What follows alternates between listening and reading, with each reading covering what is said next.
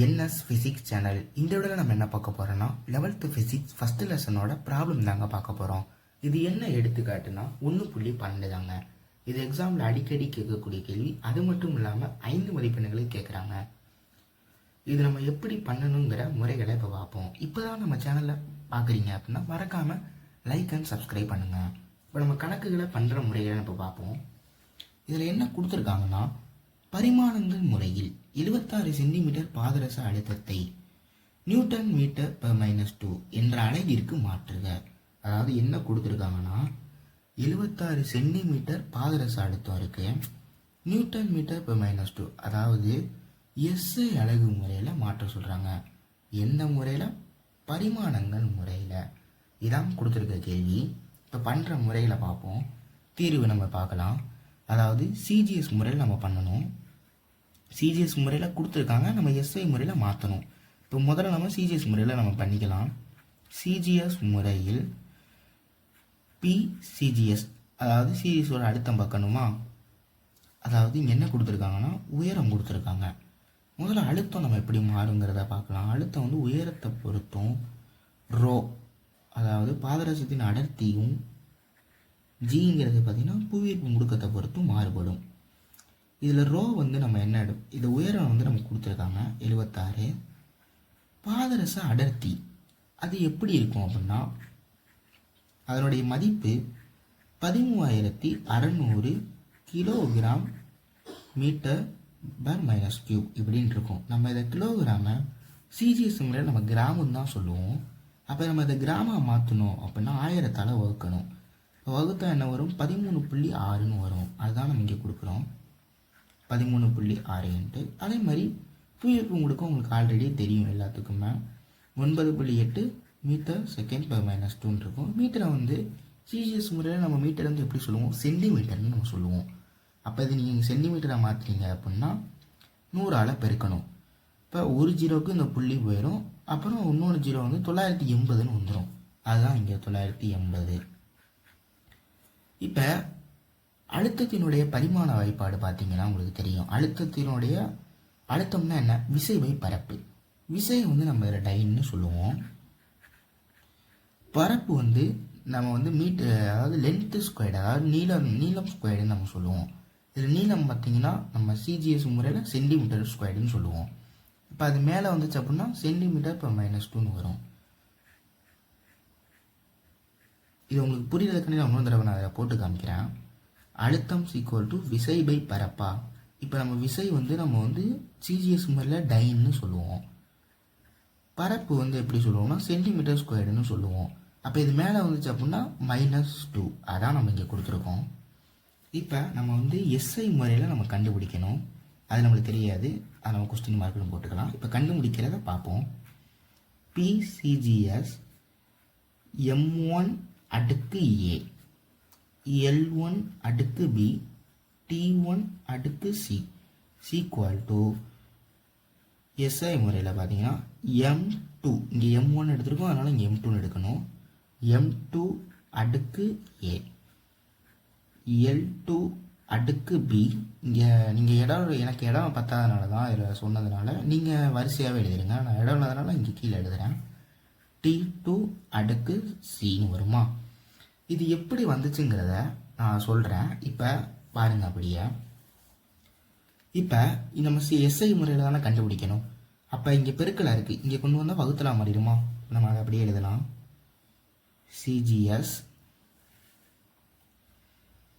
M1 அடுக்கு A, L1 அடுக்கு B, T1 அடுக்கு C டிவைடட் பை M2 அடுக்கு A, L2 அடுக்கு B, T2 அடுக்கு C ஈக்குவல் டு எஸ்ஐ முறையில் பார்க்கணும். இதை நம்ம கண்டுபிடிக்கணும். இப்போ இதில் 2 தடவை நீங்கள் நம்ம வந்து வரிசைப்படி எழுதிடலாமா? பிஎஸ்ஐ நம்ம முன்னாடி கொண்டு வந்துட்டு இந்த நம்ம பிசிஜிஎஸ்க்கு நம்மளுக்கு மதிப்பு நம்ம ஆல்ரெடி கண்டுபிடிச்சி வச்சுருக்கோம். 76 × 13.6 × 980 கண்டுபிடிச்சிருக்கோம். அந்த மதிப்பு இதில் நம்ம அப்ளை பண்ணுவோம். 76 × 13.6 × 980. இப்போ M1 M2 காமனாக எடுத்துகிட்டு மேலே அடுக்கு ஏ போட்டுடலாமா? ரெண்டுலையுமே காமனாக ஏ இருக்கா? அப்போ நம்ம M1 பை M2 மேலே வந்து ஏ போட்டுடலாமா? இப்போ அதே மாதிரி நம்ம எல்லாத்துக்கும் பண்ண போகிறோம். L1 பை L2 அடுக்கு பி, T1 பை T2 அடுக்கு சி. நீங்கள் இது வரைக்கும் பண்ணிட்டீங்கனால அடுத்தது ரொம்ப ஈஸியாக தான் இருக்கும். இப்போ இதில் நீங்கள் பார்த்தீங்கன்னா பரிமாண வாய்ப்பாடு நம்ம இதில் கண்டுபிடிக்கணும். ஏபிசின்னு இருக்கா? நம்ம எதோடைய பரிமாண வாய்ப்பாடு கண்டுபிடிக்கணும்? அழுத்தத்தினுடைய பரிமாண வாய்ப்பாடு. இப்போ அதில் கண்டுபிடிக்கலாம். அழுத்தத்தின் பரிமாண வாய்ப்பாடு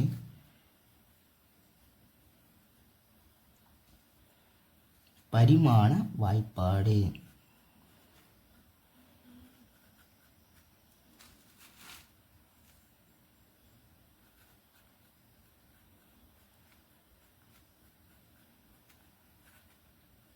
அடுத்ததினுடைய பரிமாண வாய்ப்பாடு என்ன? விசை பை பரப்புன்னு நம்ம சொன்னோமா? விசையை வந்து நம்ம எப்படி சொல்லலாம்? நிறை இன்ட்டு முடுக்கம்னு நம்ம சொல்லலாம். அப்போ நிறை வந்து நம்ம எம்முன்னு சொல்லுவோம். முடுக்கத்தை வந்து நம்ம எப்படி சொல்லுவோம்? திசை வேகம் மாறக்கூடிய வீதம். அப்போ LT பவர் -2 நீங்கள் அதையும் போட்டு பார்க்கலாம்.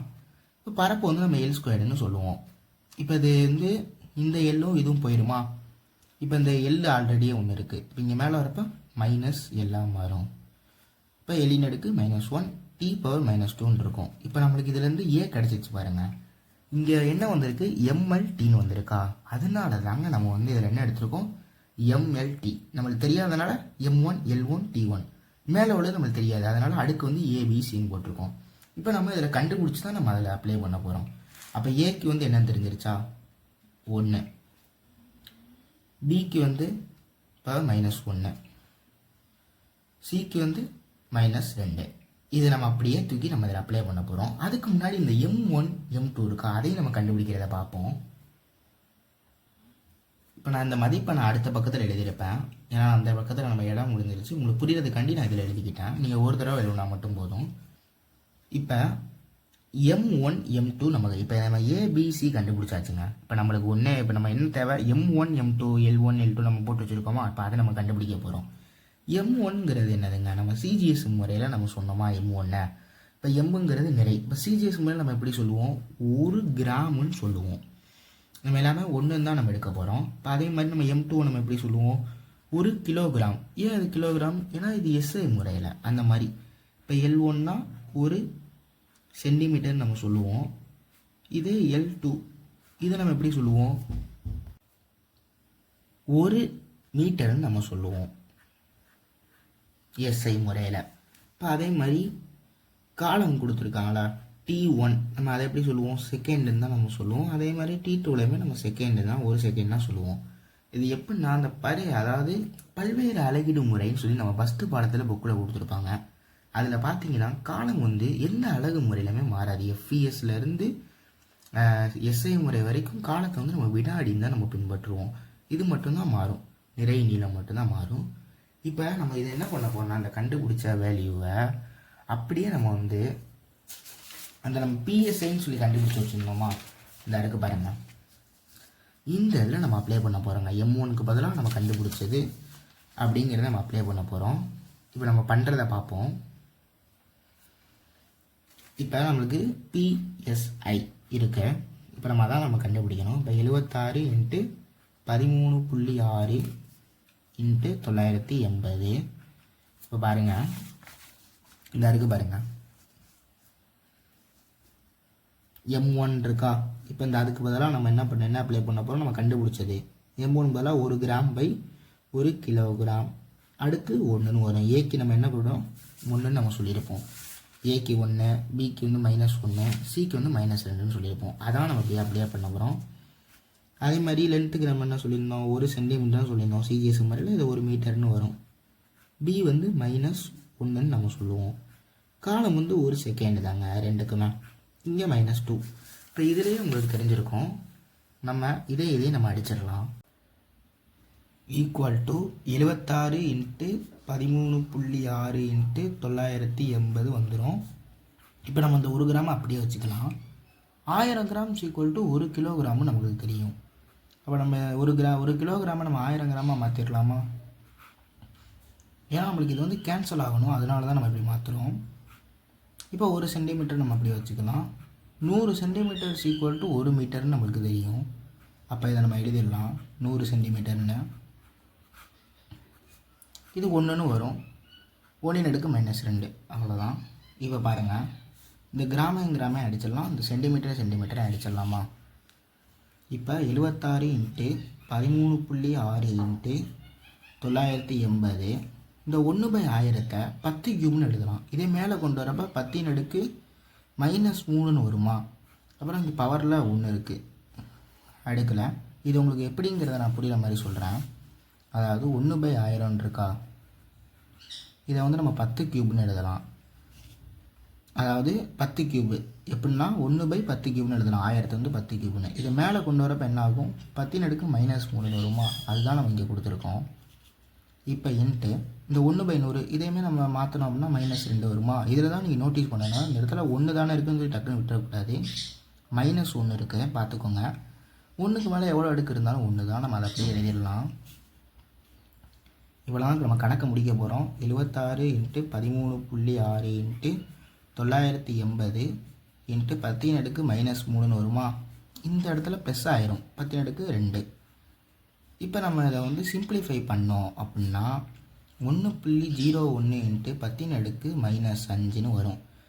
நீங்கள் எக்ஸாம் எழுதுகிறப்ப இதை நீங்கள் ஆன்சரை மட்டும் நீங்கள் எழுதலாம். இல்லை அப்படின்னா அதை நீங்கள் செஞ்சு கூட பார்த்து கூட எழுதலாம். நான் இதை விரிவாக்கமாக பண்ணேன் அப்படின்னா எனக்கு வீடியோட லென்த்து ரொம்ப அதிகமாகும். அதனால தான் நான் ஆன்சரை மட்டும் எழுதுகிறேன். டைன் வந்து நம்ம சிஜிஎஸ் முறை எஸ்ஐ முறையில் தான் பார்த்தீங்கன்னா நியூட்டன்னு வரும். சிஜிஎஸ் முறையில் டைனு, எஸ்ஐ முறையில் நியூட்டனு. அதில் சென்டிமீட்டருக்கு பாருங்கள். அப்போ இதில் மீட்டர்-2. இது அங்கே எஸ்ஐ முறையில். உங்களுக்கு பார்க்கும்போது இந்த கணக்கு கொஞ்சம் டிஃபிகல்ட்டாக இருக்கிற மாதிரி இருக்கும். நீங்கள் கொஞ்சம் நிறையா தடவை ப்ராக்டிஸ் எடுத்தீங்க அப்படின்னா அந்த கணக்கு ரொம்ப ஈஸியாக இருக்கும். அனைவருக்கும் நன்றி.